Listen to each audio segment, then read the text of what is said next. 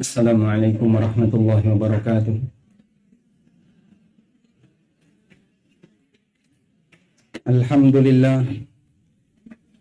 Alhamdulillahilladzi bi ni'matihi tatimmus shalihat. Wa asyhadu an la ilaha illallah wahdahu la syarika lah. Wa asyhadu anna Muhammadan abduhu wa rasuluh. Salawatu rabbi wa salamu alaihi wa ala alihi wa ashabihi wa man sara ala nahjihi wa stanna bi sunnatihi ila yaumiddin. Alhamdulillah, puji syukur kita haturkan kehadirat Allah Subhanahu wa taala di kesempatan waktu duha ini di Masjid Al-Hidayah Nurul Hidayah, Kebayoran Baru, Jakarta Selatan. Ini kalau saya kebingungan menyebut majelis taklimnya, kan gabungan. Majelis taklim konsorsium. Dari mulai MT Al-Mahdiyah, Al-Mu'minun, MT Anggur, An-Nur, Masya Allah. Jadi sebutan normalnya apa? Gabungan aja ya. Ini kalau satu majelis taklim ngirimkan 100 berarti ada 1000. Tapi insya Allah di sini yang hadir bisa nggak lebih dari 1000. Yang nggak kelihatan lebih banyak. Baik. Dan kita bersyukur kepada Allah. Katanya sesi ini merupakan sesi yang pertama setelah libur pasca Syawal. Mudah-mudahan Allah berikan kita kekuatan istiqomah untuk terus belajar. Sebab kebutuhan kita terhadap ilmu melebihi kebutuhan kita terhadap makan dan minum. Anda makan minum dari sekian kali. Sementara kita butuh ilmu sejam nafas. Makanya kalau libur kajian jangan lama-lama. Seperti orang puasa selalu lama, nggak makan, nggak minum. Ada sebuah pesan yang pernah disampaikan oleh Imam Hasan Al-Basri rahimahullah. Beliau mengatakan, laulal ulama lakanan nasu kalbahai. Andaikan bukan karena ulama, manusia itu seperti binatang. Karena orang nggak bakalan tahu mana yang halal, mana yang haram, mana yang wajib, mana yang sunnah, mana yang harus ditinggalkan, kecuali melalui bimbingan ilmu yang disampaikan oleh para ulama. Sehingga sekali lagi kita sangat butuh forum-forum semacam ini. Dan insya Allah seorang muslim, seorang mukmin, muslim dan muslimah, apabila dia ingin istiqomah sampai akhir hayat, di antara kuncinya adalah selalu merapat dengan majelis ilmu. Lalu di kesempatan ini kita mau bahas judul kajiannya, mendulang pelajaran dari kalimat nubuwah. Boleh kita sebut seperti tafsir hadis. Bapak Ibu yang dimakan Allah Subhanahu wa taala, pertama yang perlu kita pahami bahwa sabda Nabi sallallahu alaihi wasallam itu wahyu. Sebagaimana Al-Qur'an juga wahyu. Karena apapun yang diucapkan Rasulullah sallallahu alaihi wasallam tidak ada yang bersumber dari hawa nafsu beliau. Tapi semuanya atas bimbingan Allah Ta'ala. Sebagaimana Allah tegaskan di surat An-Najm, wa ma yantiqu 'anil hawa in huwa illa wahyun yuha. Muhammad tidak pernah berbicara dengan hawa nafsunya. Semua yang beliau sampaikan adalah wahyu yang Allah berikan kepada beliau. Ada seorang sahabat yang diizinkan oleh Nabi SAW untuk menulis hadis. Ada yang bisa sebutkan namanya? Sahabat siapa yang diizinkan Nabi SAW menulis hadis? Sahabat? Bukan Abu Hurairah. Namanya Abdullah bin Amr bin Anas. Sahabat Abdullah bin Amr radhiyallahu anhuma, beliau diizinkan Nabi SAW untuk menulis hadis. Sementara sahabat yang lain tidak diizinkan. Karena beliau punya keahlian dalam menulis. Sampai Abu Hurairah pernah mengaku kalah dengan Abdullah bin Amr. Karena Abu Hurairah itu pakai hafalan. Sementara Abdullah bin Amr pakai catatan. Dan kekuatan ketahanan catatan lebih tinggi daripada kekuatan ketahanan hafalan secara umum. Sebab kita kalau hanya mengandalkan hafalan, akan ada banyak faktor yang bisa membuat hafalan itu hilang. Makanya kalau ngaji bawa apa? Catatan atau HP? Catatan. Ya, Anda gini-gini itu ngapain? Nyatat ya. Insya Allah saya nggak curiga. Saya tidak akan seudon kalau Anda sedang belanja di sini. Sehingga kalau pun ketik pakai HP, wah saya yakin ini sedang nyatat. Iya. Karena Abdullah bin Amr itu mencatat hadis, beliau catat semuanya. Apapun yang disampaikan Nabi SAW. Sampai ada orang yang memberikan masukan kepada beliau. Mungkin Nabi SAW menyampaikan sesuatu dalam kondisi emosi, atau ketika beliau tidak stabil suasana batinnya, sehingga kadang diiringi dengan perasaan marah, diiringi dengan perasaan sedih atau yang lain. Kemudian hal ini dilaporkan kepada Rasulullah SAW. Lalu beliau mengatakan, "Uktub ya Abdullah, fawalladhi nafsi biyadih, ma kharaja min hadaini illa al-haq." Catat wahai Abdullah, demi zat yang jiwaku ada berada di tangannya, tidak ada satupun kalimat yang keluar dari dua bibir ini kecuali kebenaran. Sehingga jaminan dari Allah Subhanahu wa taala, apapun yang beliau sampaikan itu wahyu, dan Nabi SAW telah menegaskan apapun yang beliau sampaikan pasti benar.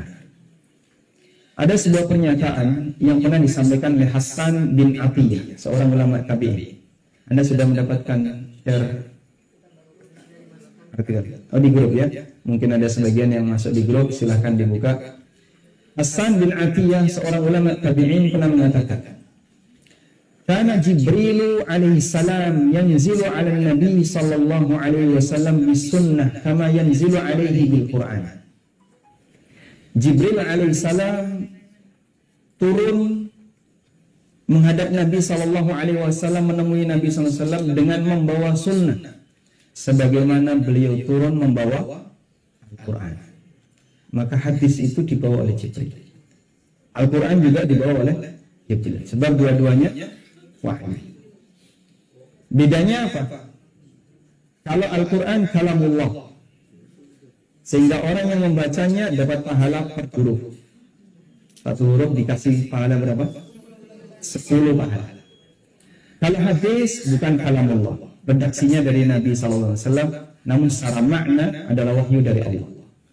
Maka kalau Anda baca hadis, tidak berlaku seperti baca Quran, satu huruf diberi pahala 10. Oleh karena itu kalau orang belajar hadis, dia tetap dapat pahala, tapi pahala mempelajari hadis, bukan pahala per huruf sebagaimana pahala membaca Quran. Maka tidak ada tadarus hadis. Adanya tadarus. Baik. Dengan ini maka kita perlu meyakini bahwa status sabda Nabi Shallallahu Alaihi Wasallam wajib untuk dihormati sebagaimana kita menghormati Al-Quran. Nah, salah satu di antara bentuk penghormatan itu adalah memberikan penghargaan saat hadis itu dibacakan. Sekarang banyak sekali perbuatan yang dilakukan oleh sebagian orang yang itu bisa kita nilai nggak sopan terhadap kalian. Sebagai contoh, Bapak, ada orang membaca Quran tapi dia tidak menyimak dengan maksimal. Anda tidak mengindahkan kalamullah. Makanya kalau misalnya Anda dalam sebuah acara, kemudian ada sesi pembacaan wahyu ilahi, terus dibacakan, tolong Bapak Ibu diam, perhatikan. Anda cukup diam untuk beberapa saat, tidak lebih dari 1,5 jam, bahkan mungkin cuma 5-10 menit, untuk memperhatikan bacaan Quran. Karena kita menghormati kalam Allah Subhanahu wa taala berfirman, "Wa idza quri'al Qur'an fastami'u lahu wa ansitu la'allakum turhamun." Apabila Quran dibacakan, maka perhatikan dan diamlah agar kalian dirahmati. Demikian pula hadis Nabi Sallallahu Alaihi Wasallam. Saya cerita sedikit. Seorang sultan Ngarsodalam, apabila beliau membuat sebuah keputusan, lalu membuat sabdo Ngarsodalam, dibacakan kepada para abdi dalam. Ngarso dalam itu sebutan untuk raja. Dibacakan kepada para abdi dalam, orang-orang yang tinggal di dalam keraton. Itu semuanya duduk nunduk mendengarkan apa yang dibacakan. Padahal bentuknya surat. Bukan sultan sendiri yang bicara. Kenapa? Menghormat kepada, sebagai penghormatan kepada sabdo ngarso. Ini manusia dengan manusia. Manusia biasa dengan manusia biasa. Oleh karena itu, sudah selayaknya di hadapan hadis Nabi SAW kita menyikapi lebih dari itu. Penghormatan kita kepada Nabi SAW juga diwujudkan dalam bentuk penghormatan kita kepada hadis Rasulullah SAW. Di sini ada sebuah cerita yang dialami oleh Atha bin Abi Rabah, satu muridnya Ibnu Abbas, beliau ulama tabi'in. Atha radhiyallahu pernah menyampaikan, "Inna rajula la yuhaddithuni bil hadits." Ada seorang remaja yang dia pernah menyampaikan sebuah hadis kepadaku. Fa ansitu lahu ka'anni lam asma'hu qat. Maka aku pun diam mendengarkan orang ini membacakan hadis sampai selesai, seolah-olah aku belum pernah mendengarkannya. Wa qad sami'tuhu qabla ayyulad. Padahal aku sudah mendengarkan hadis itu sebelum orang ini dilahirkan. Karena beliau seorang ulama kibar, gunung dalam masalah hadis, punya banyak riwayat, sehingga belajarnya sudah lama. Meskipun demikian, kalau ada orang junior menyampaikan sebuah hadis, didengerin dengan maksud. Penghormatan kepada siapa? Sabda Rasulullah. Seperti itulah seharusnya dilakukan oleh seorang muslim. Sehingga kalau misalnya Bapak Ibu sedang salat berjamaah di masjid, lalu selesai sholat ada pembacaan Riyadhus Shalihin, dan cuman baca satu hadis atau dua hadis, kalau Anda tidak terlalu buru-buru, tolong dengerin dengan baik. Sampai selesai hadis dibacakan, Anda mau melakukan kegiatan yang lain, silahkan beranjak. Sebagai bentuk penghormatan kepada sabda Nabi Sallallahu Alaihi Wasallam. Baik, ini sebagai mukaddimah berkaitan dengan bagaimana kita menyikapi kalimat-kalimat nubuwah, bahwa kalimat nubuwah itu dalil wahyu sebagaimana Allah menurunkan wahyu Al-Quran, dan kita wajib untuk menghormatinya. Berikutnya kita akan membacakan sebuah hadis yang cukup panjang yang disebut oleh para ulama dengan hadis Jibril. Jibril alaihissalam disebut oleh Allah dalam Al-Quran dengan Ar-Ruh, dan kita memuji Allah dengan menyebut Jibril dengan sebutan Ar-Ruh. Subuhun Qudusun Rabbul Malaikati War-Ruh. Allah adalah Rabb para malaikat dan Rabbnya Ar-Ruh. Ruh di situ siapa? Jibril. Dan Allah dalam Al-Quran mengatakan, nazala bihi ruhul amin ala qalbika litakuna minal mundirin. Al-Quran itu turun dibawa oleh ar-ruhul amin, sang ruh yang amanah. Siapa itu? Jibril. Ala qalbika, untuk disematkan ke hatimu, litakuna minal mundirin, agar kau menjadi seorang nabi. Kenapa Jibril disebut ruh? Karena Jibril itu membawa wahyu yang merupakan ruh bagi hati. Sehingga hidupnya hati seorang hamba karena dia ada ruhnya. Ruhnya adalah wahyu. Maka Allah sebut dalam Al-Quran wahyu itu sebagai ruh. Allah sebut wahyu sebagai ruh. Baik, sekarang kita akan baca hadis Jibril alaihissalam. Hadis Jibril diriwayatkan oleh sahabat Umar bin Khattab radhiyallahu anhu. Beliau pernah bercerita, bainama nahnu julusun 'inda Rasulillah sallallahu alaihi wasallam dzata yaumin. Satu hari kami pernah duduk bareng bersama Rasulullah sallallahu alaihi wasallam. Nabi sallallahu alaihi wasallam sebagai manusia tertinggi tingkatannya, beliau bukan model orang yang menghilang dari orang lain, tidak bisa ditemui oleh orang, tidak. Sehingga beliau kadang duduk bareng sahabat di tempat umum, semua orang bisa dengan mudah mengakses kalau mau tanya kepada beliau. Karena ada sebagian pemimpin yang kadang nggak mau nongol di permukaan. Nabi SAW tidak demikian. Umar bercerita, kami sedang duduk bareng Nabi SAW. Tala'a alaina rajulun syadidu bayadid thiyab. Tiba-tiba datang seorang lelaki menggunakan pakaian yang sangat putih. Syadidi sawadi sya'ri. Rambutnya sangat hitam. Pakaiannya bersih, rambutnya hitam. Berarti tidak ada tanda-tanda safar. La yura alaihi atharus safar. Tidak ada tanda-tanda dia adalah orang yang sedang bepergian. Tapi anehnya, wala ya'rifuhu minna ahad. Enggak ada satupun di antara kita yang mengenalnya. Dia bukan pendatang. Dia bukan orang yang sedang safar. Tapi enggak ada orang yang kenal.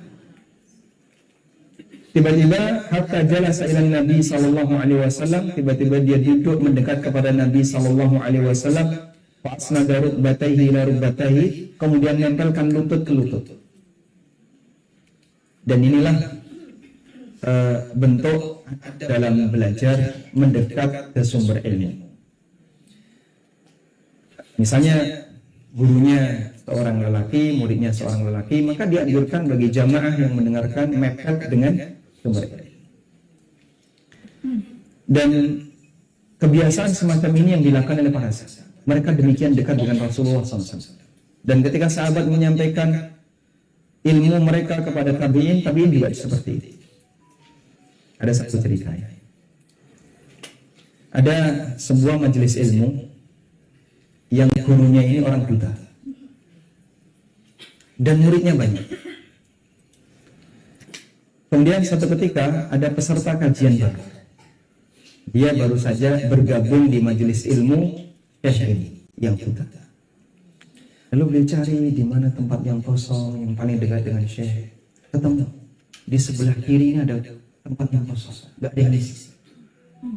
Akhirnya langsung orang yang baru ini mendekat ke Syekh, duduk di sebelah kiri. Yang lain nggak ada yang duduk di situ. Ada mulai pesertanya banyak. Kemudian kajian dimulai. Selang sekian menit, mungkin 15 menit, tiba-tiba putus. Syekh ini memudah ke kiri. Nah, beliau buta kan? Jadi nggak tahu di sebelahnya ada siapa. Seperti itu sampai selesai kajian. Orang ini nggak pindah. Selesai kajian bahasa. Bisa dibayangin ya? Kalau ada guru seperti itu di zaman sekarang. Depan aman kan? Insya Allah aman kan? Ya, Anda nggak usah takut misalnya duduk di depan. Baik, kita lanjutkan. Lalu tiba-tiba orang ini bertanya, ya Muhammad, wahai Muhammad, akhbirni anil Islam, jelaskan kepadaku tentang Islam. Kemudian Rasulullah SAW menjawab, al-Islamu an tashhada an la ilaha illallah. Islam adalah engkau bersyahadat la ilaha illallah, wa tuqimus shalah, wa tu'tiyaz zakah, wa tasuma ramadhana, wa tahujjal baita in istata'a ilaihi sabila. Islam itu adalah 5 rukun Islam, dari mulai syahadat sampai haji. Kemudian orang ini mengatakan sadaqta, kamu benar. Umar bilang, fa'jibna lahu yas'alu wa yusaddiqu. Kami terheran, dia tanya tapi dia bisa menilai. Begitu dapat jawaban, dia bilang apa? Jawabanmu benar. Kemudian orang ini bertanya lagi, fa'akhbirni anil iman, jelaskan kepadaku tentang iman. Kemudian Nabi SAW menjelaskan iman dengan rukun iman. Al-imanu an tu'mina billahi wa malaikatihi wa kutubihi wa rusulihi wal yaumil akhir, wa tu'mina bil qadari khairihi wa syarrihi. Iman itu engkau beriman kepada Allah, para malaikat, kitab-kitabnya, para rasul dan hari akhir, dan engkau beriman kepada takdir yang baik maupun yang buruk. Sadaqta, kau benar. Kemudian orang ini bertanya lagi tentang ihsan. Akhirnya ihsan. Dijawab oleh Nabi SAW, an ta'budallaha ka'annaka tarahu, fa in lam takun tarahu fa innahu yarak. Engkau beribadah kepada Allah seolah-olah engkau melihatnya, Dan kalau kau tidak bisa seolah melihatnya, yakini bahwasanya Allah melihatmu. Selanjutnya orang ini bertanya, "Fakhbirni 'anis sa'ah." Begitu, jelaskan kepadaku kapan kiamat. Maka dijawab oleh Nabi SAW, "Al-mas'ulu anha bi'a'lama minas sa'il." Yang ditanya tidak lebih tahu daripada yang bertanya. Kemudian beliau bertanya, "Fa'akhbirni an amaratiha." Begitu, jelaskan kepadaku tentang tanda-tandanya. Nabi SAW menjelaskan tanda-tanda kiamat. Wa an taral hufatal uratal 'alata ri'a asya'i yatatawaluna fil bunyan. Kau lihat ada orang yang miskin, pengembala kambing, suka nggak pakai sandal, nggak pakai baju, tapi di akhir zaman dia berlomba-lomba meninggikan bangunan. Kemudian ketika orang ini pergi, lalu Rasulullah SAW tanya kepada para sahabat, "Adruna man as-sa'il?" Tahukah kalian siapa yang bertanya? Lalu sahabat menjawab, "Allah wa Rasuluhu a'lam." Kemudian Nabi SAW mengatakan, "Innahu Jibril takum yu'allimukum dinakum." Itu adalah Jibril yang datang kepada kalian untuk mengajarkan agama kepada kalian. Hadis riwayat Muslim. Baik, insya Allah kita akan membersani hadis ini. Mudah-mudahan nanti semakin membuat kita yakin dengan kebenaran agama Islam. Baik, Anda sudah siap? Bismillah. Hadis Jibril ini membahas pertanyaan Jibril kepada Nabi SAW. Malaikat terbaik berdialog dengan manusia terbaik. Dan Nabi SAW mengatakan Jibril datang untuk mengajarkan agama. Maka semua yang ada dalam hadis ini adalah lingkaran agama. Jadi seperti apa isi agama, Anda bisa baca hadis Jibril. Ada berapa pertanyaan tadi? Berapa pertanyaan? 3, 4, atau 5? Hah? Berapa? 3, 4, bukannya 5. 5. Baik. Islam, iman, ihsan, kapan kiamat? Tapi tidak dijawab karena Nabi SAW tidak tahu tanda-tanda kiamat. Sehingga ada 5 yang ditanya oleh Jibril, 4 dijawab, 1 tidak tahu. Orang Nabi ditanya nggak tahu, yang bilang nggak tahu. Nabi dia. Makanya kalau ada orang zaman sekarang kok setiap kali ditanya selalu jawab, itu bisa bahaya ya. Sehingga kalaupun nggak tahu, jawab tidak tahu. Mohon maaf, salah satu di antara penyebab terjadinya penyimpangan, jamaah tanya sama jamaah, terus dijawab sama jamaah, tinggal fatwa dari orang awam kepada orang sama-sama nggak ngerti. Kayaknya mereka terjebak dalam kesalahan. Baik, kalau menurutku sih ini nggak apa-apa. Menurutku ini nggak. Kalau memang nggak tahu, jangan jawab. Nabi Muhammad SAW ketika nggak tahu, beliau nggak jawab. Baik, sekarang coba dibalik di sini. Dari pertanyaan Jibril alaihissalam, 4 yang dijawab oleh Nabi SAW. Ada Islam, iman, dan ihsan. Ini adalah tugas hamba ketika mereka hidup di dunia. Islam itu mewakili amal zahir, iman itu mewakili amal batin, dan ihsan itu berbicara tentang teknis dalam beramal. Lalu kiamat ini menjelaskan tentang hasil akhir semuanya, di mana nanti kalian akan mempertanggungjawabkan itu di hari kiamat. Sehingga kita punya tugas melakukan amal batin dan amal zahir dengan sebaik mungkin, yaitu dengan ihsan, dan nanti kamu akan mempertanggungjawabkan itu semuanya di yaumul qiyamah. Sudah? Ini penjelasan globalnya. Selanjutnya, berkaitan dengan hari kiamat, ada 2 hal yang perlu dibedakan. Kapan waktu kiamat dan tanda-tanda kiamat. Mengenai kapan waktu kiamat, Allah rahasiakan. Gak ada satupun makhluk yang tahu, sampai pun manusia terbaik dan malaikat terbaik. Tapi tanda-tandanya Allah tunjukkan. Sehingga Allah sebutkan dalam Al-Quran ada tanda kiamat A, ada tanda kiamat B, munculnya Ya'juj dan Ma'juj, besok akan datang di akhir zaman, turunnya Nabi Isa, matahari terbit dari barat, ada Imam Mahdi, ada Dabbah, dijelaskan oleh Nabi SAW bagaimana kejadian-kejadian besok di akhir zaman.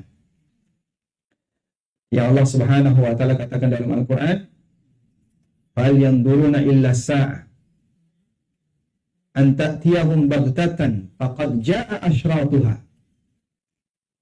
Yang dinantikan oleh orang kafir itu apa sih? Mereka hanya menantikan datangnya kiamat yang nanti akan datang secara tiba-tiba. Faqad jaa'a asyratuha, dan tanda-tandanya sudah datang. Sehingga kapan kiamat dirahasiakan, tapi tandanya dibuka oleh Allah. Oleh karena itu, yang boleh dipelajari oleh makhluk yang mana? Tanda. Bukankah kapan? Nah, ada orang yang melebihi dosis. Dia mengkaji tentang tanda kiamat, tapi dipakai ngitung kapan kiamat. Ada sebagian dai yang mungkin cukup terkenal sampai dikasih gelar dai akhir zaman ya. Mohon maaf kalau dia menggunakan gotak-gatik orang madok ya. Ilmu cocoklogi. Jadi dihubung-hubungkan, ini kalau ini terjadi kayak gini, ini terjadi kayak gini. Sampai dia menyampaikan sebuah pernyataan yang seharusnya orang waras akan malu untuk menyampaikan itu. Dia pernah bilang Imam Mahdi sudah muncul di Madinah, dirahasiakan oleh para ulama sedang mengambil S3. Masa Imam Mahdi kuliah? Imam Mahdi kok kuliah S3? Jurusannya apa? Dan gak malu dia ngomong kayak gitu. Saya sempat mendengar, subhanallah, ini orang kayak gini kok masih ada yang dengerin ya. Tapi demikianlah Indonesia. Sehingga terkadang ada orang yang bicara masalah agama tapi penuh dengan kepalsuan dan penipuan. Korbannya adalah masyarakat Allah. Ada ungkapan yang mengatakan likulli syai'in warid. Semua yang dibuang orang itu pasti ada yang nemu. Walaupun jelas penyimpangan, pasti akan ada pengikutnya. Nikah batin ini termasuk itu. Kok ada yang mau? Kejadiannya tidak hanya di Malaysia, yaitu di Indonesia banyak. Saya punya tetangga yang beliau cerita kakak iparnya itu penganut sekte seperti itu. Sehingga dia saat nikah itu dengan calon istrinya dia bilang, aku lebih berhak daripada wali sahmu. Karena aku punya wali batin. Rasulullah SAW. Percaya ya. Kayak gitu ada ya? Percaya. Masya Allah. Makanya kalau ada yang bilang dia adalah seorang malaikat Jibril, atau yang bilang dia nabi akhir zaman, Muhammad Musaddiq ya, ngaku nabi ya, sama Lia Eden kan ngaku Jibril, yang satu ngaku Jibril, yang satu ngaku nabi. Saat kedua-duanya masuk penjara ditanya sama polisi, wahai Muhammad Musaddiq, apakah kamu sudah pernah ketemu Jibril? Dari sekali di penjara. Masya Allah. Jadi klop banget di Indonesia, ada yang ngaku nabi, ada yang ngaku Jibril. Tapi baru sekali di penjara. Kayak gitu ada pengikutnya. Makanya benar, likulli syai'in warid. Orang buang apapun, putung rokok dibuang, ada yang nemu. Buang apapun walaupun itu kotoran akidah, tetap ada orang yang nemu. Makanya belajar agama itu sama dengan membangun keyakinan. Belajar agama itu sama dengan membangun ideologi. Anda catat kalimat itu ya. Sehingga begini, apapun yang dipelajari oleh orang, itulah yang akan menjadi keyakinannya. Kalau orang nggak belajar apa? Nanti dia akan belajar dari lingkungan. Sehingga keyakinannya mengikuti keyakinan lingkungan. Aneka khurafat, tahayul, itu kan beragam ya. Tahayulnya Sunda sama tahayulnya Jawa sama atau beda? Beda. Kenapa? Lingkungannya beda. Hari siangnya Sunda itu ada Bulan sialnya Sunda. Hah? Safar. Bulan Safar. Katanya ya. Kalau orang Jawa, bulan sialnya apa? Muharram. Suro. Jawa Timur beda lagi. Bulan Dzulqa'dah. Bulan Selo. Nah, yang bingung asli Jawa Timur tinggal di Jogja. Saya kan asli Jawa Timur tinggalnya di ini bulan sialnya yang mana ya? Sebab orang kalau dia nggak pernah belajar agama, nanti keyakinannya mengikuti lingkungannya, masyarakat. Makanya ada perkataan yang disampaikan oleh Muhammad bin Sirin. Beliau mengatakan seperti ini. Ini biar berfungsi saya tulis ya. Tapi mohon maaf, mungkin tidak semuanya bisa melihat. Al-ilmu minad din. Fandur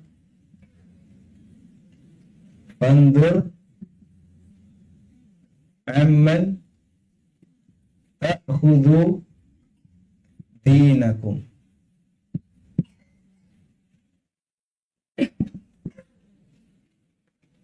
Ilmu itu agama. Maka perhatikanlah, fandur. Maka perhatikanlah dari mana kalian mengambil sumber agama kalian.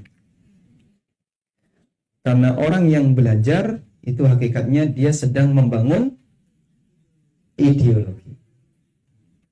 Sehingga kalau misalnya Anda belajar kitab apa misalnya Gatoloco ya, nanti akan memiliki ideologi kejawen. Itu kan referensi kejawen ya. Menyembah Tuhan Ismoyo, Semar. Baik. Jadi masing-masing orang dia akan memiliki keyakinan sesuai dengan apa yang dia pelajari.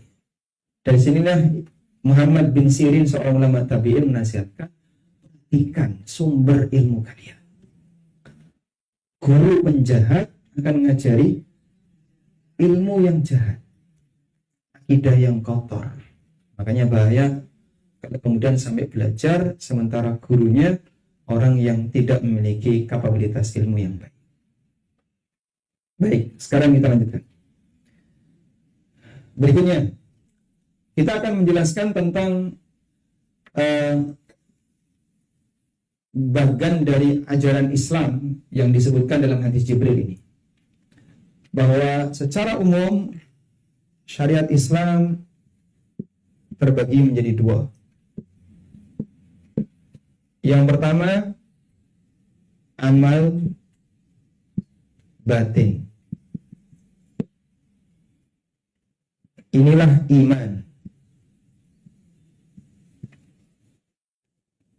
Dan yang kedua, amal lahir. Kemudian untuk amal batin yang merupakan iman, yaitu keyakinan. Apa sih yang harus diimani dan diyakini? Yang pertama adalah 6 rukun iman. Sehingga ahlu sunnah ketika mempelajari tentang masalah akidah, porosnya di 6 rukun iman ini. Mulai dari iman kepada Allah, iman kepada para malaikat, sampai iman kepada qada dan qadar. Misalnya Anda punya buku tentang masalah akidah, sebutkan contoh buku masalah akidah yang pernah dipelajari. Sebutkan contoh buku masalah akidah yang pernah dipelajari. Kitabut Tauhid. Fikih muamalah bukan akidah. Kitabut Tauhid. Apalagi?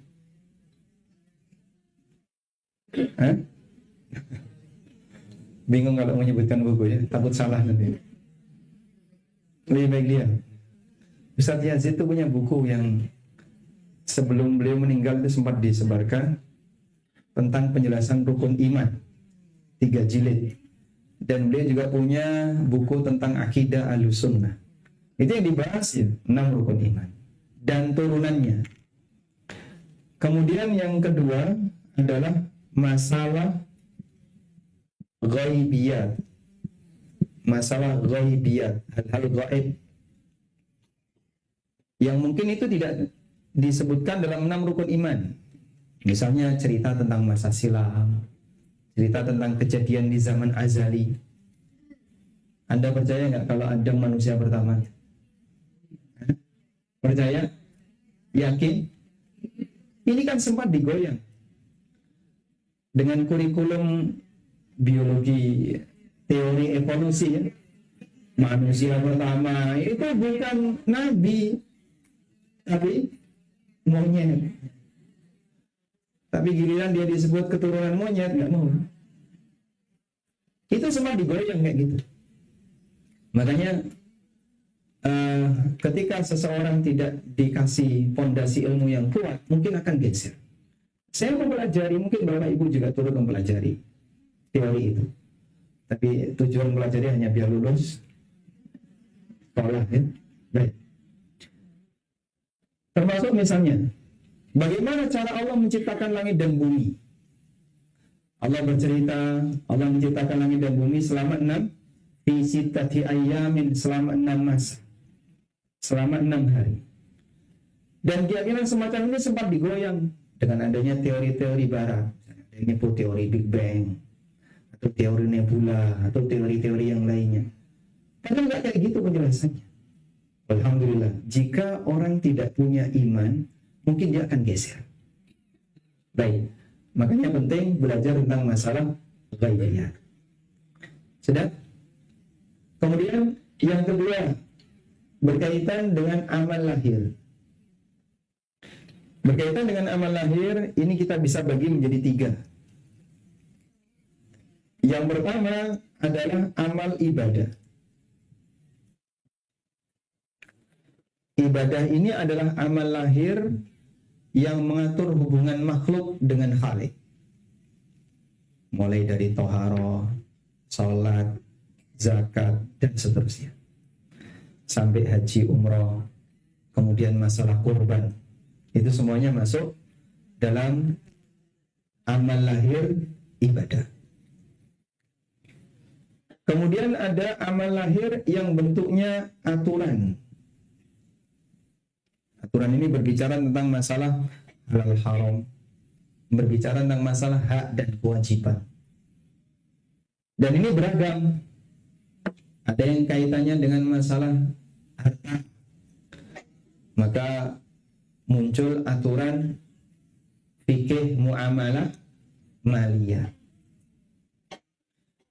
Ada yang kaitannya dengan masalah keluarga, dibahas dalam fikih usrah. Ada yang kaitannya dengan masalah peradilan dan tindak kriminal, dibahas dalam fiqhul qada' wal jinayah. Ada yang kaitannya dengan masalah hidup bernegara, dibahas dalam fikih siasat. Semua ada aturannya. Jadi yang kedua ini berbicara tentang masalah halal haram, hak dan kewajiban. Baik. Sehingga ketika kita menjalani hidup, semua ini ada aturannya. Di posisi mana saya berada, di situ ada aturan agama. Anda sebagai istri, ada nggak aturan sebagai istri? Ada kewajiban istri yang menjadi hak suami, sebagaimana ada hak istri yang menjadi kewajiban. Baik. Kemudian juga ada aturan berkaitan dengan masalah harta keluarga, terkait nafkah, terkait hak hibah. Kemudian nanti kalau ada yang meninggal masuk waris, bagaimana cara berwasiat yang benar, lengkap di bagian aturan. Dan kemudian yang ketiga adalah berkaitan dengan masalah adab dan akhlak. Islam mengajarkan adab dan akhlak. Tujuannya apa? Agar umat ini lebih indah saat dia hidup. Maka adab dan akhlak itu seperti make up dalam kehidupan. Orang akan kelihatan lebih menawan, lebih indah secara batin apabila dia menghiasi hidupnya dengan adab dan ibadah itu kewajiban dia yang harus dia tunaikan kepada Allah. Aturan ini kewajiban yang harus dia tunaikan kepada sesama.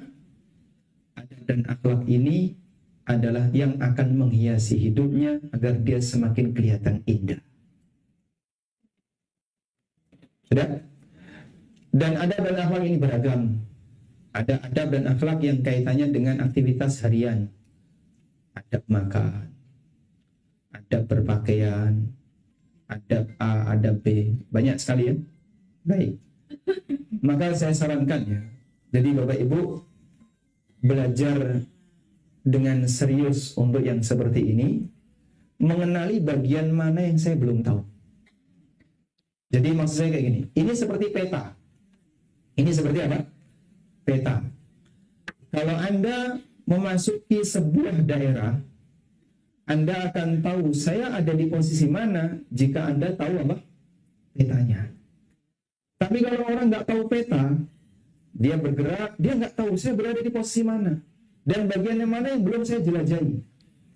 Dia nggak tahu. Tapi kalau orang punya peta, dia bisa mengetahui posisinya dan dia tahu bagian mana yang belum dia jelajahi. Sehingga dari beberapa poin tadi, kalau Anda merasa saya belum tahu bagian ini, saya belum tahu bagian ini, maka kalau bisa miliki tekad untuk mempelajarinya. Baik, bisa dibantu ya. Ya, jadi tidak perlu mengarahkan pandangan ke sana ya.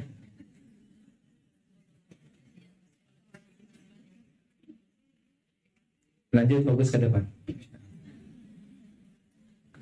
Baik, sekarang kita akan berbicara tentang rukun iman. Jangan dibatalkan Allah Subhanahu wa taala.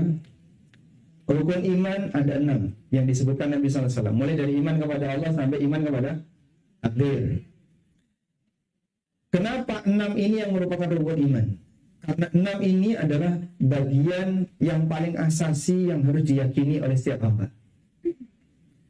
Iman kepada Allah ini merupakan dasar utama. Pengakuan dia bahwa Allah itu ada. Dan pengakuan dia akan kesempurnaan nama dan sifat Allah. Walhamdulillah, dalam Al-Quran Allah banyak bercerita tentang dirinya. Allah banyak memperkenalkan dirinya. Bercerita tentang dirinya, memperkenalkan dirinya. Saya mau tanya ya, sebutkan contoh ayat di mana Allah memperkenalkan dirinya. Surat Toha, bunyinya gimana? Sebutkan satu ayat di mana Allah memperkenalkan dirinya. Al-Ikhlas. Qul huwallahu ahad, Allahus samad, lam yalid wa lam yulad wa lam yakul lahu kufuwan. Contoh yang lain.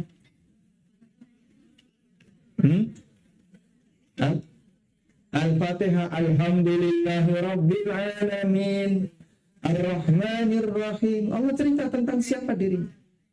Apalagi Ar-Rahman 'allamal Qur'an. Ayat kursi, Allahu la ilaha illa huwal hayyul qayyum. Maka kalau Anda ditanya sebutkan ayat Allah menceritakan tentang dirinya, kok susah jawabnya? Ini fenomena ya. Belum beda. Kan benar sekali. Allah sebutkan siapa dirinya, nama-namanya dan seterusnya. Karena kita menyembah zat yang maha kuasa, maha sempurna, bukan zat yang tidak punya apa-apa. Dia punya sifat A, dia punya sifat B, punya nama A, punya nama B, begitu ya. Bukan Tuhan yang tidak ada. Dan nanti kita akan ketemu dengannya. Kapan itu? Hah? Baik. Apa puncak kenikmatan hamba? Ya?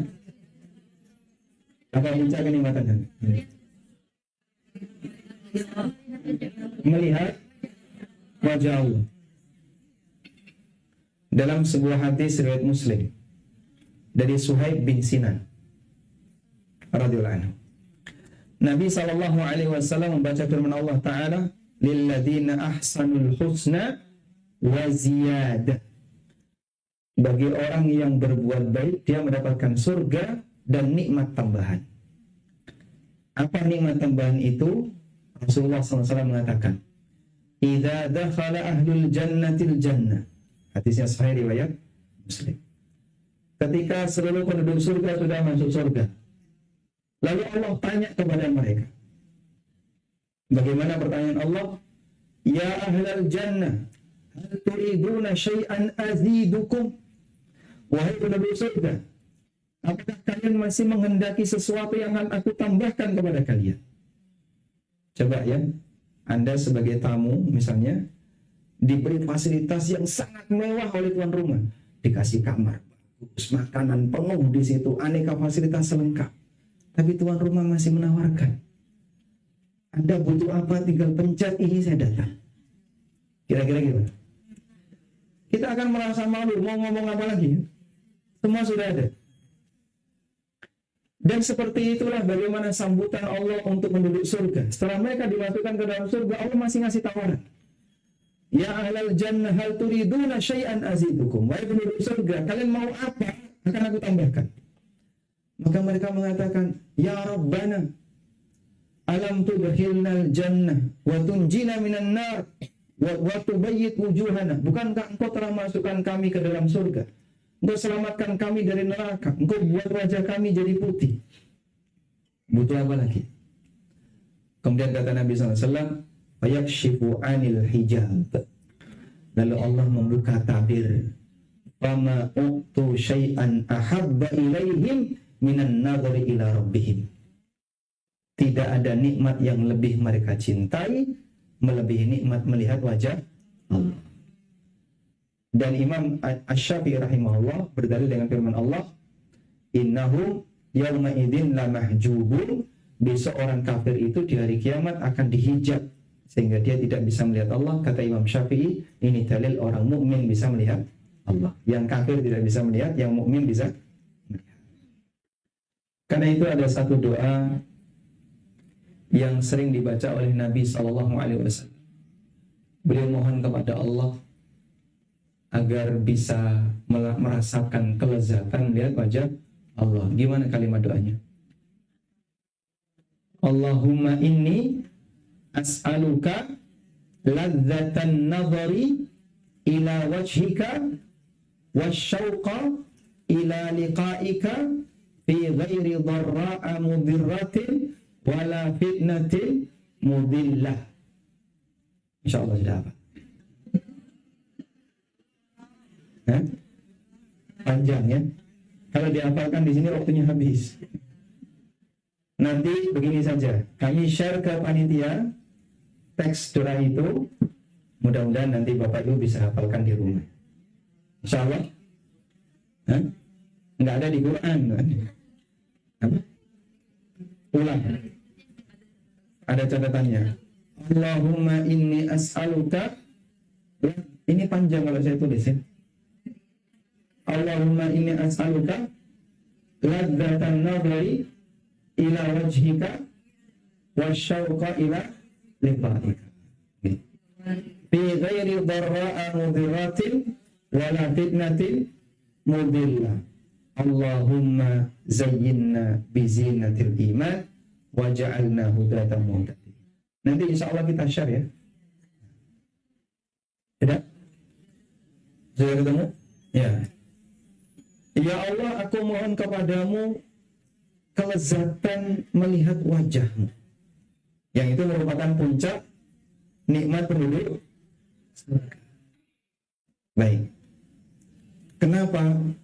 Karena dialah zat yang maha indah, yang menciptakan semua keindahan.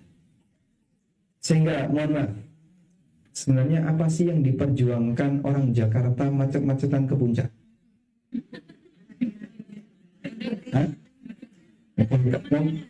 Ngadem, ruangan ber-AC bisa. Apa? Healing. Ya, healingnya kenapa ke puncak? Di kamar kan juga bisa. Bedanya. Adem. Ini adem bisa nggak? Nggak fresh. Apa rasanya ini? Sepet. Hah? Karena dia ingin melihat pemandangan yang indah. Sehingga dia memperjuangkan untuk hanya bisa melihat pemandangan yang indah. Begitu sampai di sana, setelah dia berjuang macet, naiknya berapa jam? 2 jam. Zaman 1 sama zaman 2. Dia naik sekian jam, nanti pulangnya sekian jam, di sana juga sekian jam. Masya Allah, saya itu baru pertama kali ke puncak itu. Masya Allah, ya gini yang diperjuangkan apa? Sampai sana kan kita Jumat siang berangkat macet, ya, dan ya memang indah, ya bagus ya. Tapi di Jogja juga banyak. Baik, begitu, Masya Allah, tapi macet lagi. Orang keluar barang-barang dalam jumlah banyak sekali, hanya untuk menikmati keindahan alam.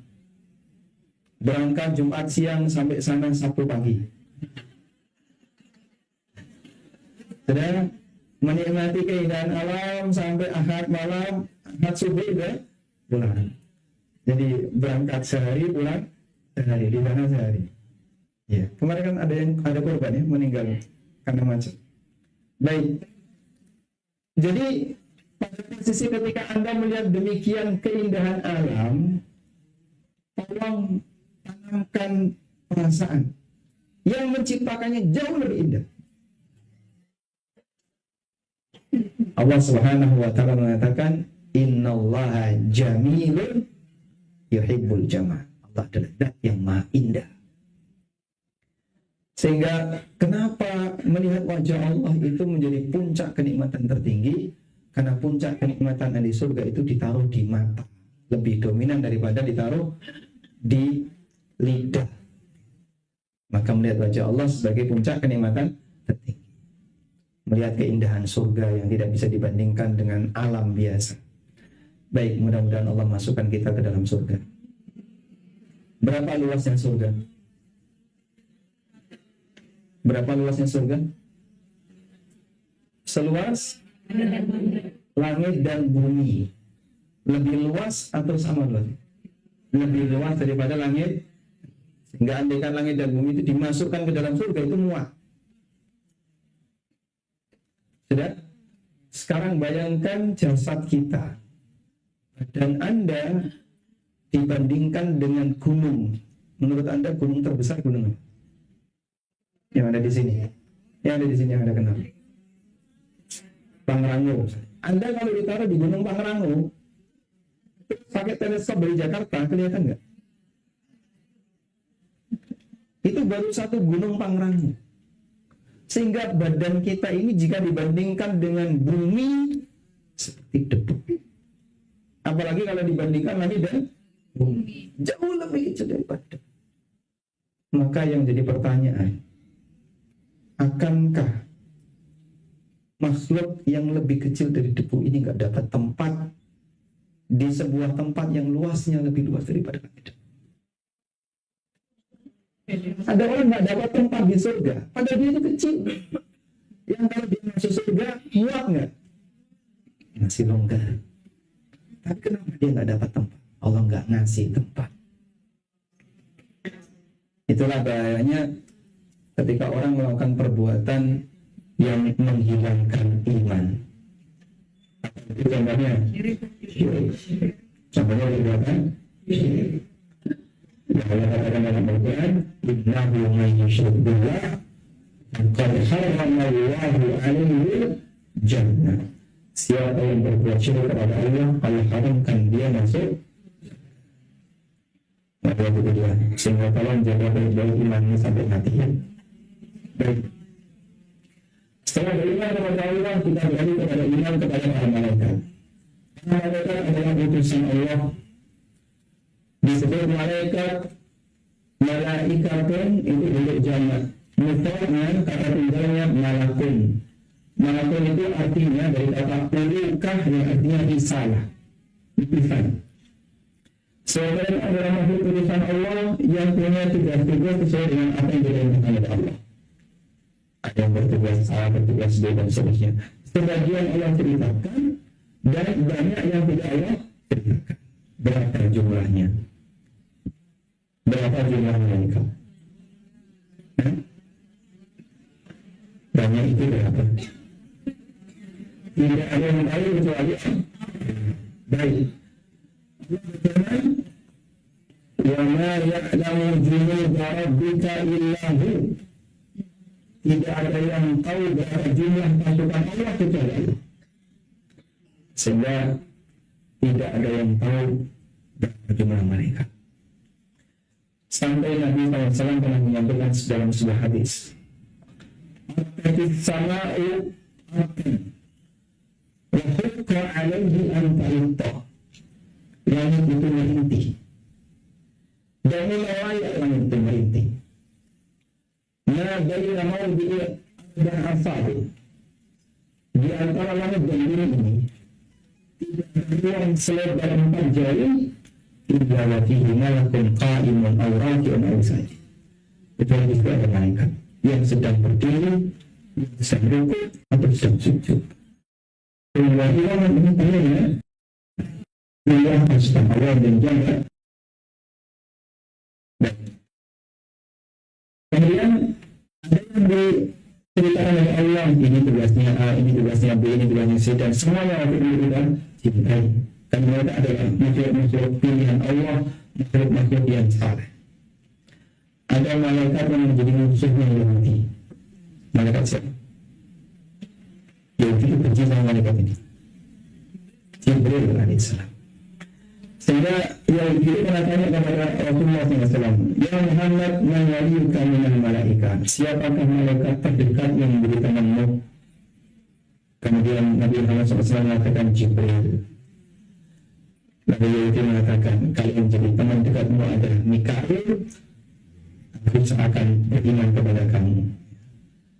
Lalu Allah Subhanahu wa taala turunkan, "Man kana aduwwan lillahi wa malaikatihi wa rusulihi wa jibril wa mikail fa inna Allaha aduwwun lil kafirin." Siapa yang memusuhi Allah, para rasulnya, para malaikatnya, Jibril dan Mikail, kafir, dan dia manusia kafir. Baik. Berikutnya adalah iman kepada kitab-kitab. Kitab Allah jumlahnya berapa? Banyak. Sebagian Allah ceritakan dan sebagian tidak Allah ceritakan. Ada 4 kitab yang terkenal, sebutkan yang lebih Quran. Zabur sama Taurat di mana? Zabur sama Taurat di mana? Nabi Musa, Zabur itu lagi dia. Nabi Musa dengan Taurat di mana? Musa dengan Taurat di mana?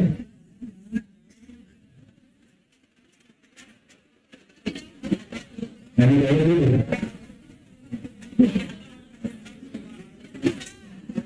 Musa. Baik, Musa dan Yusuf di mana?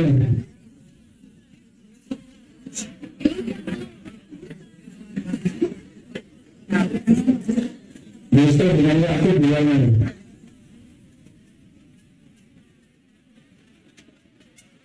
Tinggal di mana? Ibrahim alaihissalam punya 2 anak Nabi, Ismail, Ishak. Ishak punya anak, Yakub punya anak, Yusuf. Maka Yusuf ini sangat dekat dengan Ibrahim, karena kan cucu ketiga ya, Yusuf bin Yakub bin Ishak bin Ibrahim. Baik.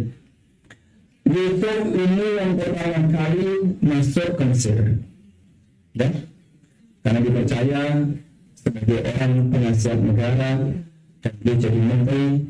Sampai akhirnya Bani Israel pindah dari Syam ke Mesir, sehingga di Mesir Bani Israel pindah jadi banyak sekali keturunannya sampai zaman Musa.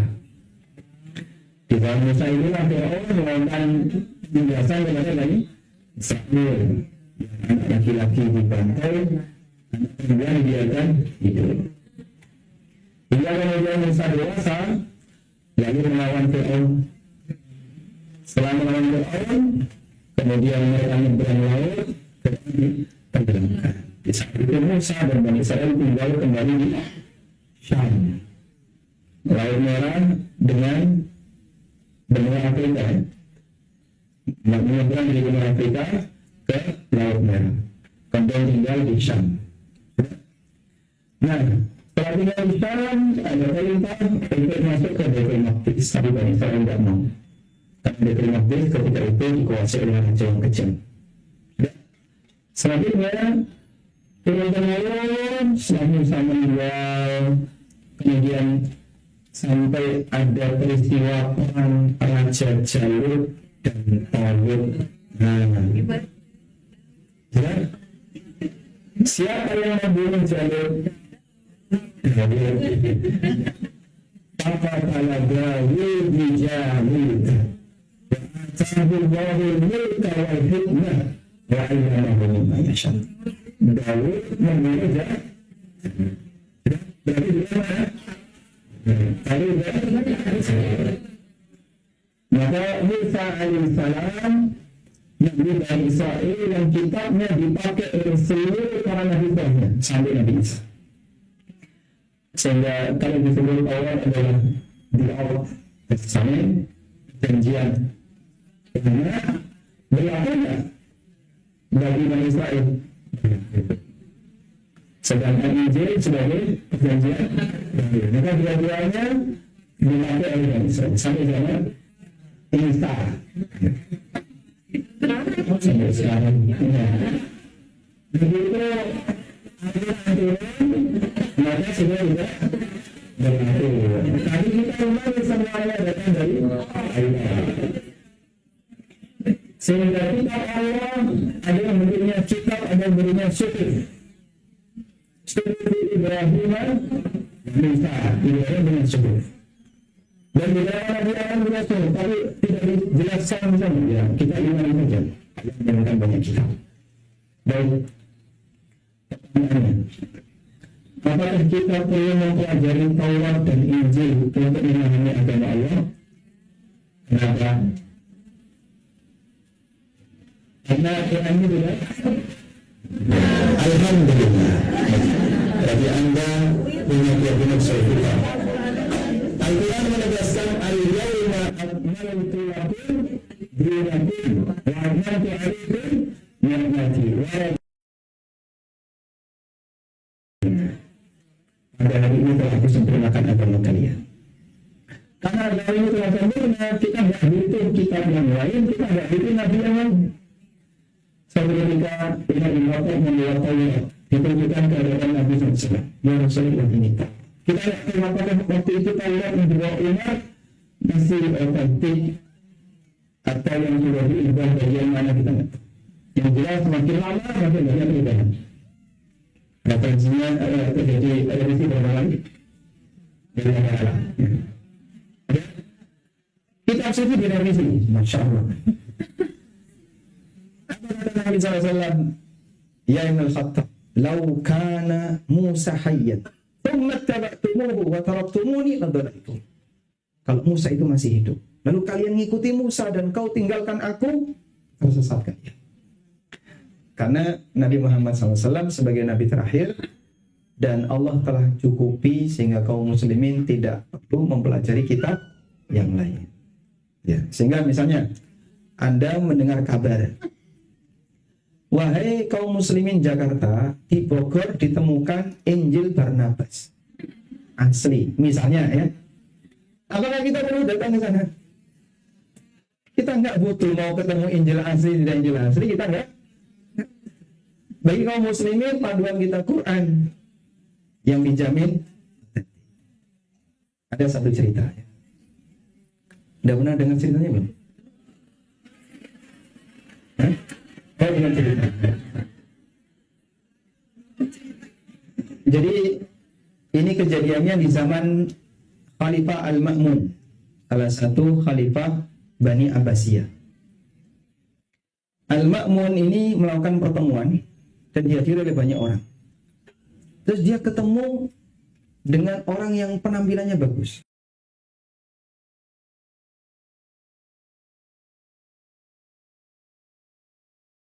Iya, Bani Israil. Jadi ternyata orang itu orang ya Yahudi. Langsung ditawari oleh Al-Ma'mun. Kamu kalau mau masuk Islam, tak kasih hadiah sekian. Dia kan raja. Apa jawab si Bani Israil ini? Hadza dini wa dinu abi. Ini agamaku dan agama bapak. Aku nggak mau pindah. Dan selesai forum itu bubar. Kemudian si pemuda Yahudi ini penasaran, ingin belajar Islam lebih dalam. Dia ini punya keahlian pinter nulis, tulisannya bagus. Dan di masa itu kan nggak ada mesin cetak seperti zaman kita ya. Sehingga orang kalau mau punya buku ya harus nyatet, nulis. Quran itu disalin pakai tangan. Orang ini melakukan eksperimen.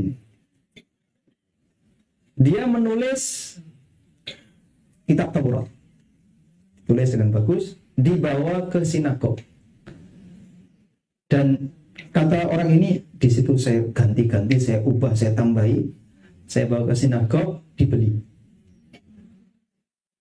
Lalu saya nulis Injil, ditambahi, dikurangi, diubah-ubah, dibawa ke gereja, dibeli sama orang gereja. Kemudian saya nulis Quran, saya tambahi, saya kurangi, saya ubah-ubah, saya bawa ke percetakan Quran, ditolak.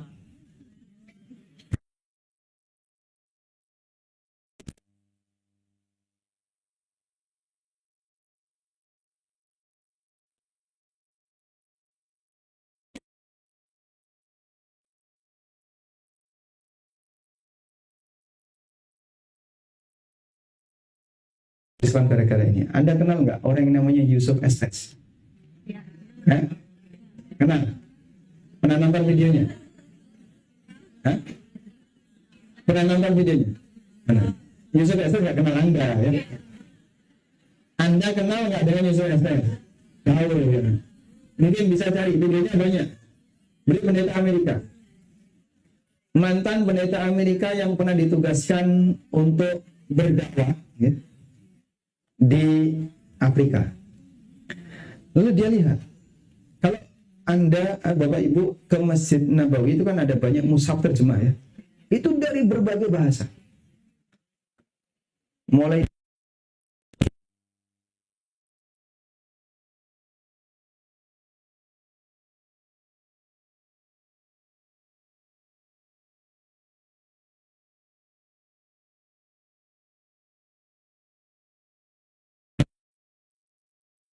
Arab kiri terjemah. Bahasa Inggris juga sama kan? Ada kanan kiri atau atas. Ada Injil dengan model seperti ini. Sampai orang Nasrani sendiri juga nggak tahu bahasa asli Injil itu apa sih? Ibrani atau Suryani?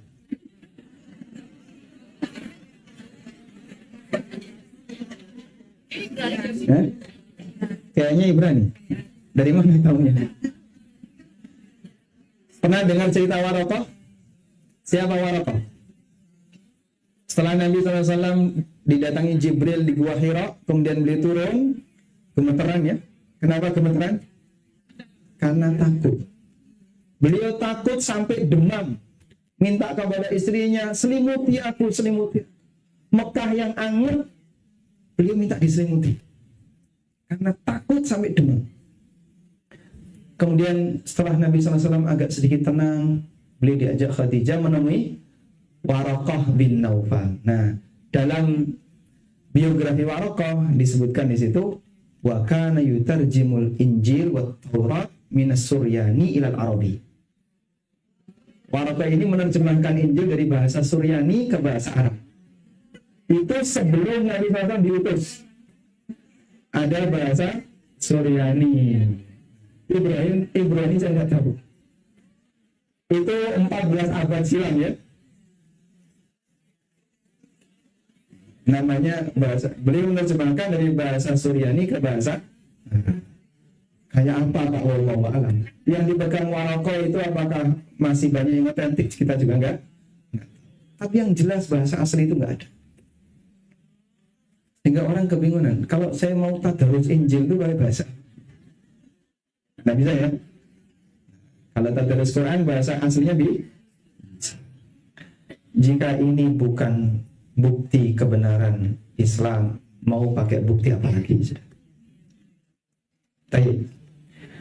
Tapi kita imani semuanya datang dari Allah. Hanya saja kita juga meyakini di bagian tertentu ada yang diubah oleh orang-orang yang tidak bertanggung jawab.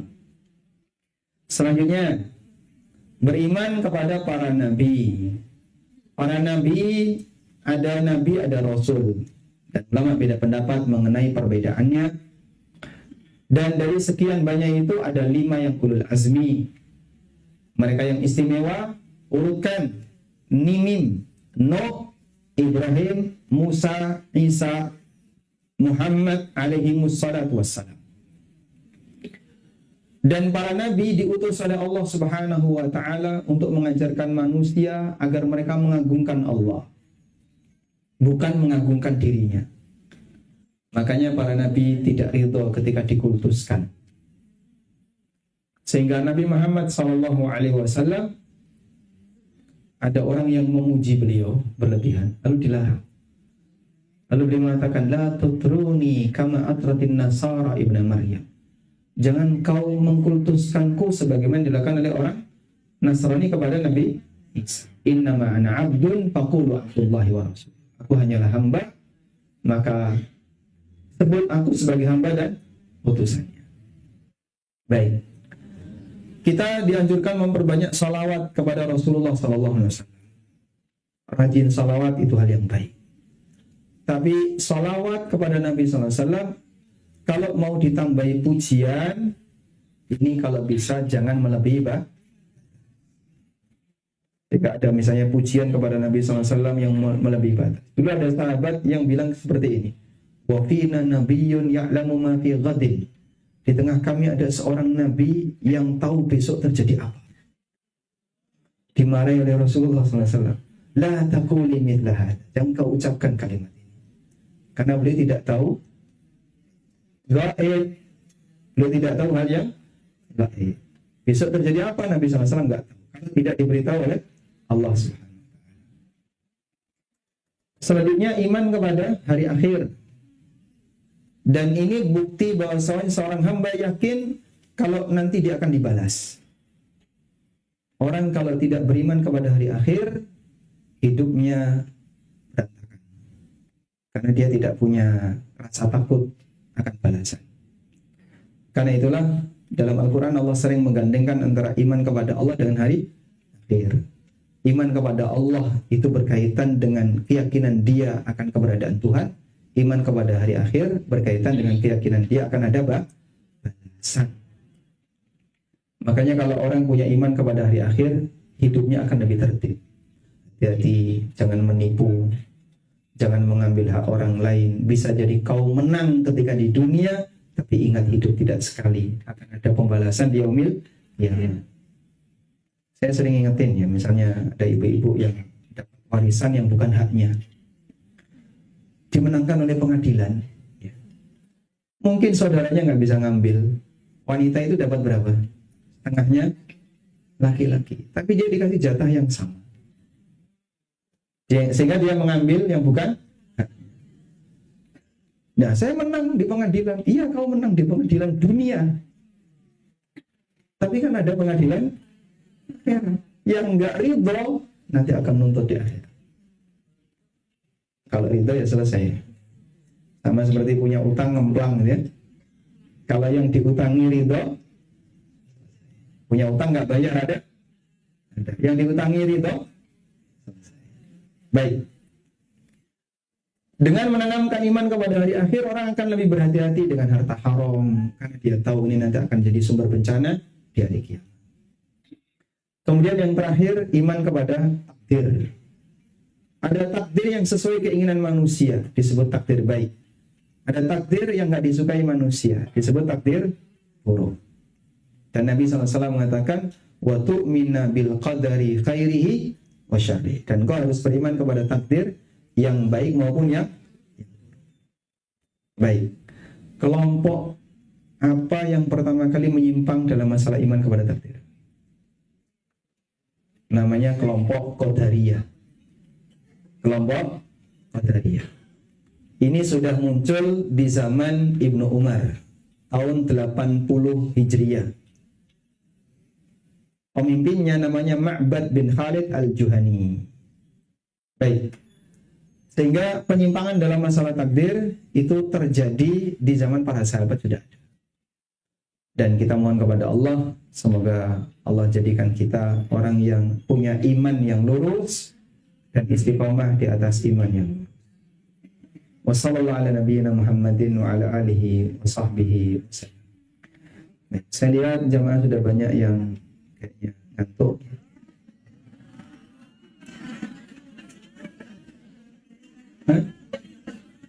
Terpantau CCTV. Kedinginan? Berarti besok lagi di lapangan. Ada yang mau disampaikan? Nggak ada? Nggak usah banyak-banyak ya. Silakan. Kita sampai jam 11 kan, Bu?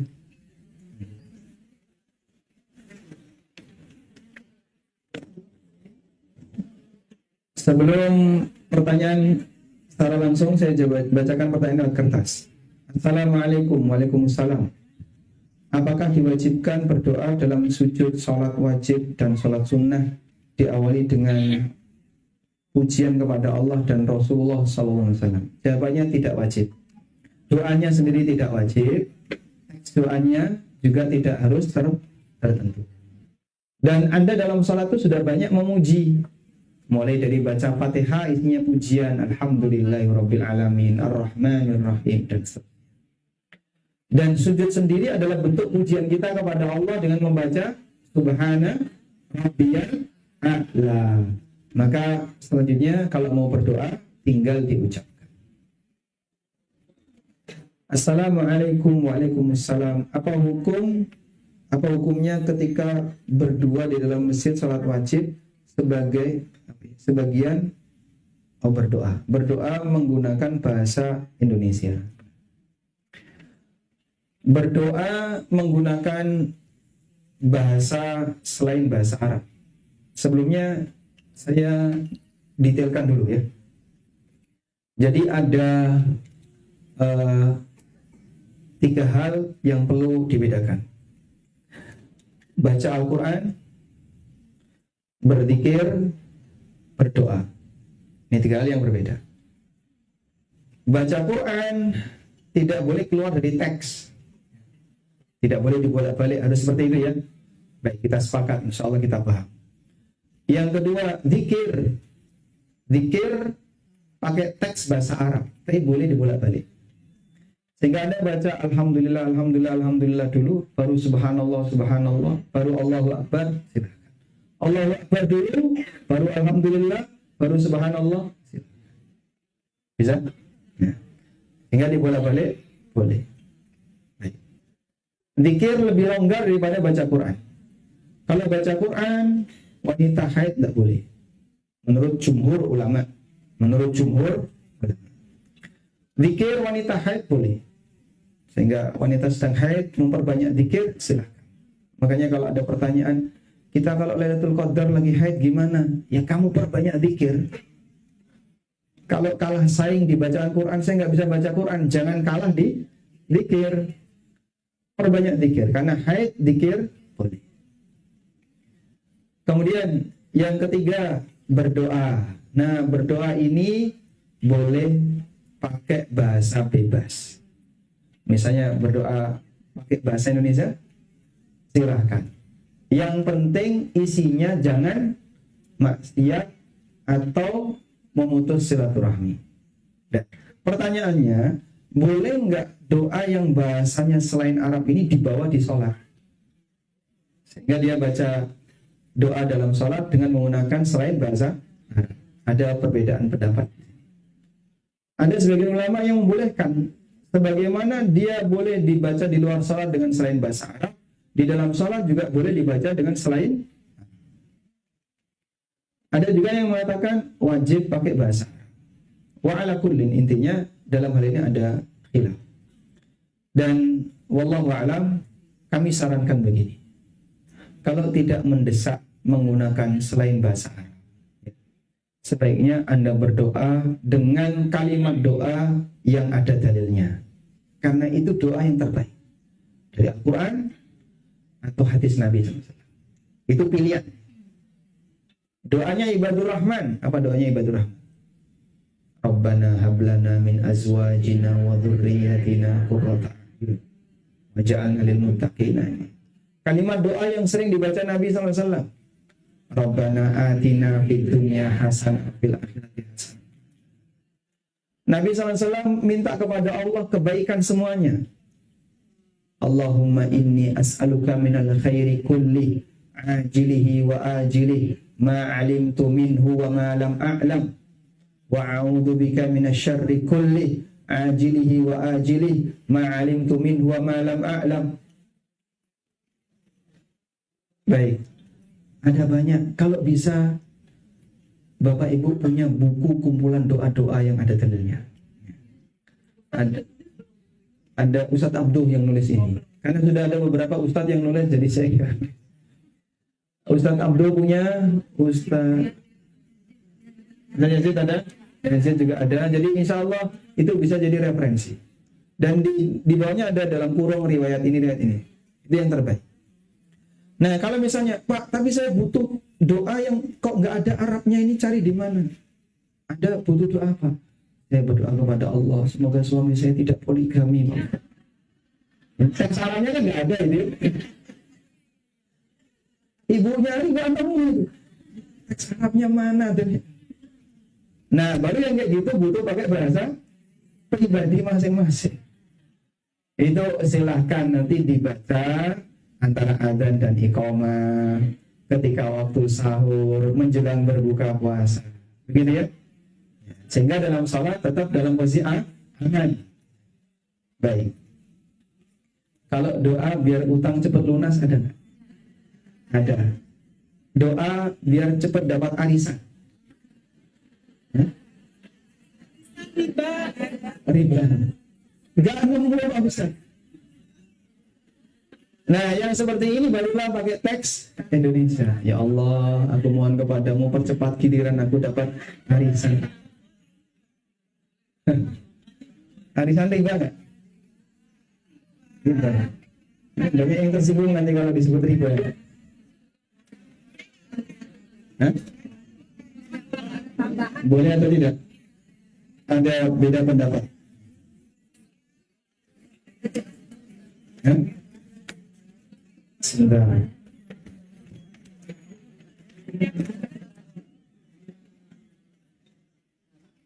Assalamualaikum. Waalaikumsalam. Apa hukum seorang kakek ingin mewasiatkan rumah untuk bangun cucu-cucu perempuannya saja, tapi ada tante-tante kandungnya yang tidak setuju? Bagaimana hukumnya? Ini seperti di Padang, ada rumah gadang. Itu kan khusus untuk keturunan perempuan ya. Kalau di Jawa ada namanya rumah tabon. Dia rumah induk yang tidak boleh dijual, tidak boleh dipindah tangankan ke orang lain. Sehingga orang tua minta, pokoknya ini nanti jadi rumah seluruh anak keturunan saya.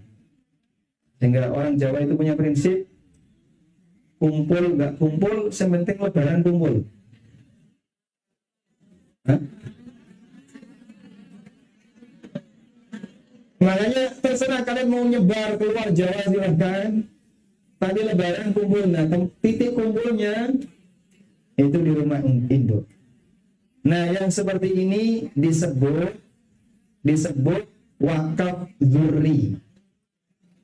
Wakaf dzurri. Wakaf dzurri itu apa, Pak?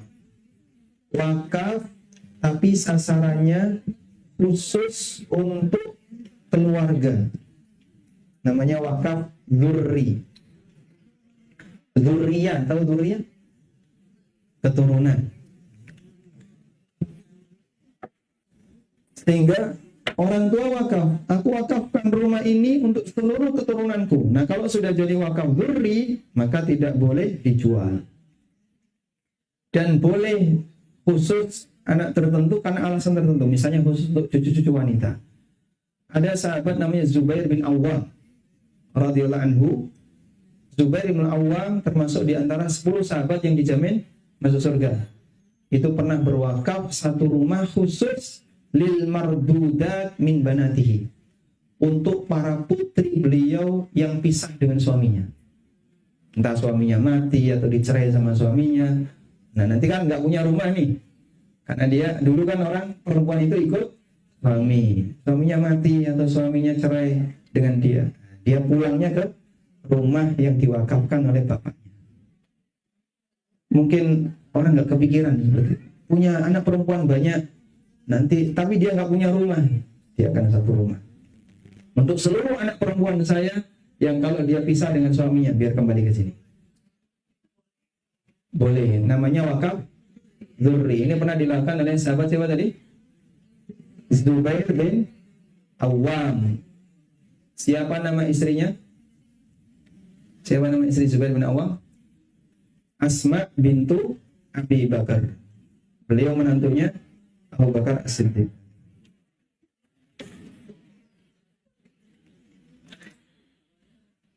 Mohon penjelasan menabung pangkal kaya. Sedekah pangkal kaya. Bagaimana meyakini hal tersebut? Benar tahu menabung pangkal kaya gitu?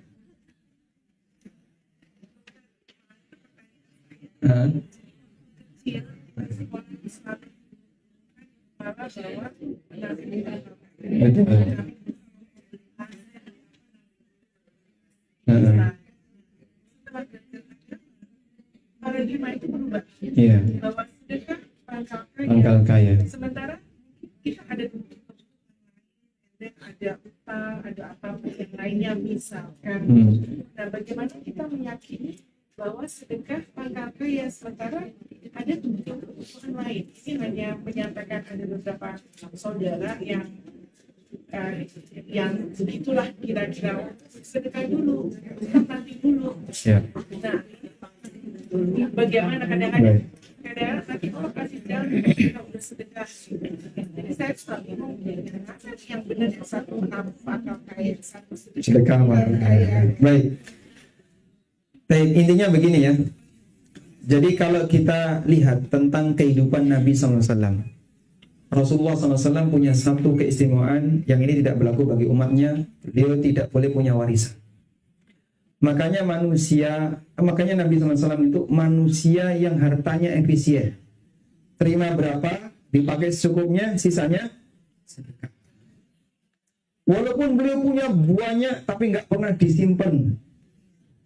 Sampai beliau pernah mengatakan, andaikan aku punya emas segede Uhud, aku tidak akan menyimpannya lebih dari 3 hari. Setelah ini sebagiannya aku ambil untuk melunasi utang. Sisanya disedekahkan. Itu sifat Nabi SAW. Sampai pernah beliau selesai sholat, begitu salam, beliau langsung pulang.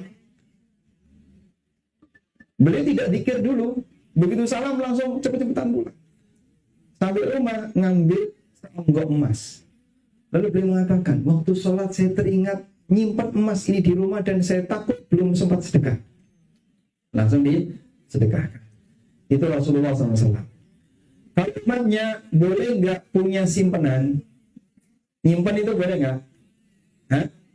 Boleh. Apa dalilnya? Punya tabungan ini boleh nggak? Boleh. Dalilnya apa?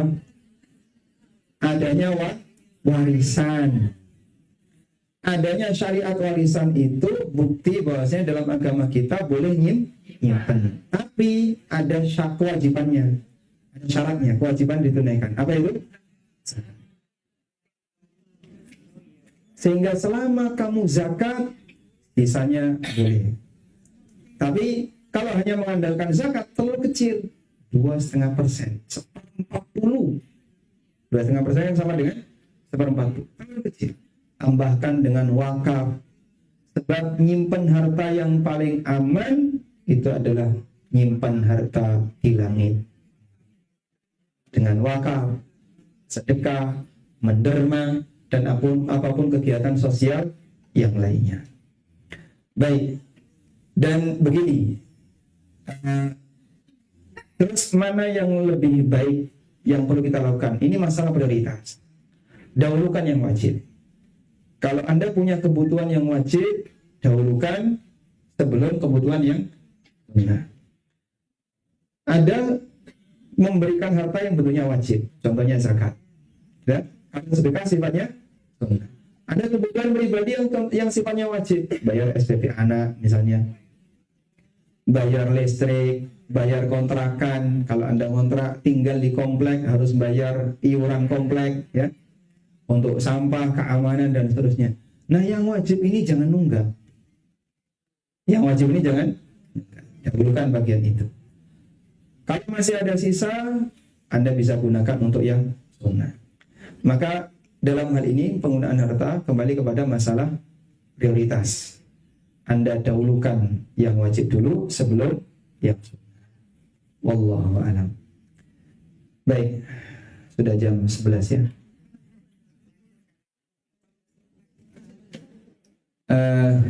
Saya tambahkan satu pertanyaan.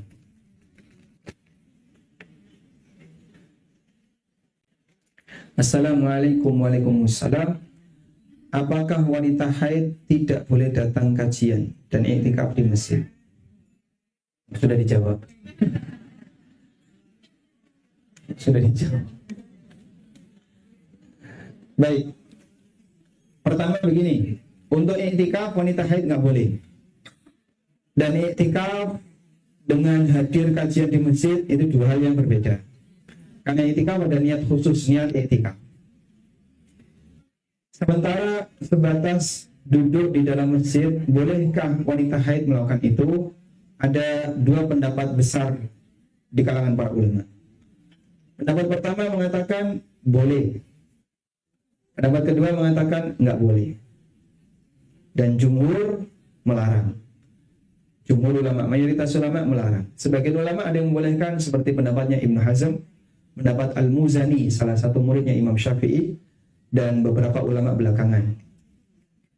Dan di antara dalil yang membolehkan akan hal ini adalah dulu di Masjid Nabawi itu ada seorang wanita yang nggak punya rumah. Lalu diizinkan oleh Nabi SAW tinggal di dalam masjid. Beliau punya tenda. Dan beliau suka bertugas nyapu-nyapu masjid. Sampai akhirnya wanita ini meninggal. Nah, terus disimpulkan nggak ada riwayat kalau wanita ini disuruh keluar oleh Nabi SAW saat haid. Karena dia nggak punya rumah. Maka namanya wanita yang dia masih produktif sangat mungkin mengalami haid, sehingga ada kemungkinan dia haid di dalam masjid. Dan ada yang mengatakan bahwa wanita haid tidak boleh berdiam di dalam masjid. Bolehnya cuma lewat. Kalau misalnya cuma datang ke sini ngambil sesuatu terus keluar, boleh. Dan wallahu a'lam, insya Allah pendapat yang lebih mendekati dalam hal ini adalah pendapat yang membolehkan. Memang ada sebagian hadis yang menyebutkan bahwa Nabi SAW mengatakan, aku tidak halalkan wanita haid masuk masjid, tapi status hadis ini dhaif, hadisnya lemah. Wallahu a'lam. Namun begini ya, dianjurkan kalau sekiranya Anda punya kepentingan di masjid hanya di sesi tertentu misalnya, cukup sampai kajian saja, ya sudah, segera keluar selesai. Membatasi untuk tidak berlama-lama. Ada makan-makan ya, pindah keluar dulu ya, karena Anda sedang ada butuh dalam. Tapi demikian yang bisa kita sampaikan. Mudah-mudahan apa yang kita bahas ini menjadi ilmu yang bermanfaat. Dan masih banyak pelajaran yang sebenarnya bisa kita gali dari hadis Jibril. Tadi baru kita sampaikan sebagian. Kalau Bapak Ibu ingin menyimak lebih banyak lagi, mungkin bisa ikut nyimak di ANB Channel. Kita kajian Rabu pagi itu bahas tentang hadis Jibril, baru di tahap ihsan. Demikian, semoga bermanfaat. Wassallallahu ala nabiyyina Muhammadin wa ala alihi wa sahbihi wa sallam. Wa akhiru da'wana alhamdulillahi rabbil alamin. Allahumma anfa'na bima 'allamtana wa 'allimna ma yanfa'una warzuqna ilma. Allahumma inna nas'aluka al-huda wat-tuqa wal-'afafa wal-ghina. Allahumma inna nas'aluka fi'lal khairat wa tarkal munkarat wa hubbal masakin wa idza aradta bi'ibadika fitnah faqbidna ilaika ghaira maftunin. Allahumma inna nas'aluka minal khairi kulli ajilihi wa ajilihi ma 'alimna minhu wa ma lam na'lam wa na'udzu bika minasy syarri kulli ajilihi wa ajilihi ma 'alimna minhu wa ma lam na'lam. Rabbana hab lana min azwajina wa dhurriyyatina qurrata a'yun waj'alna lil muttaqina imama. Rabbana atina fid dunya hasanah wa fil akhirati hasanah wa qina adzabannar. Wa sallallahu ala nabiyyina Muhammadin wa ala alihi wa sahbihi wa sallam. Wa akhiru da'wana alhamdulillahi rabbil alamin. Wassalamu alaikum warahmatullahi wabarakatuh.